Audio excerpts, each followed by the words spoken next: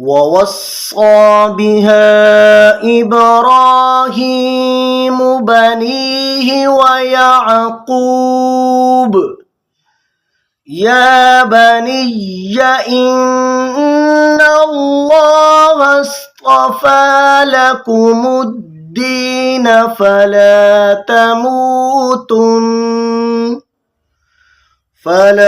تموتن إلا وأنتم مسلمون أم كنتم شهداء إذ حضر يعقوب الموت إذ قال لبنيه ما تعبدون من بعدي قالوا نعبد إلهك وإله آبائك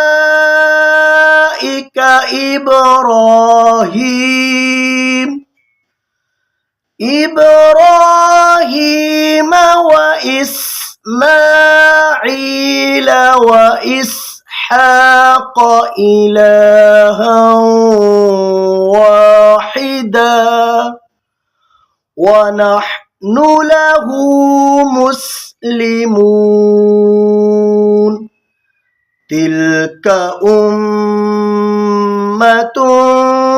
قد خلت لها ما كسبت ولكم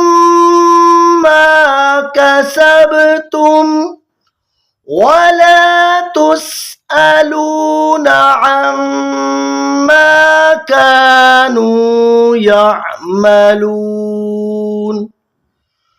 وقالوا كونوا هودا أو نصارى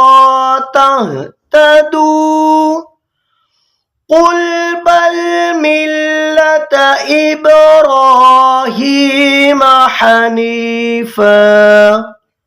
وما كان من المشركين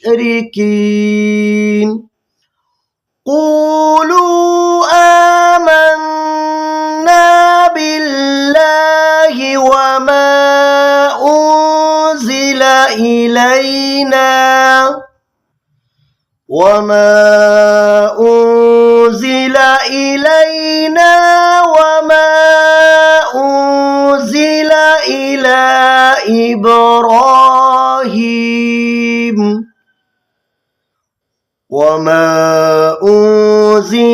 إلى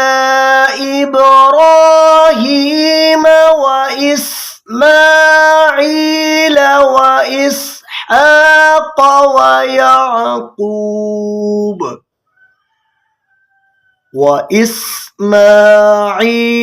وإسحاق ويعقوب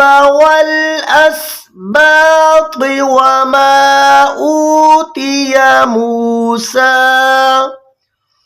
وما أوتي موسى وعيسى وما أوتي النبيون من ربهم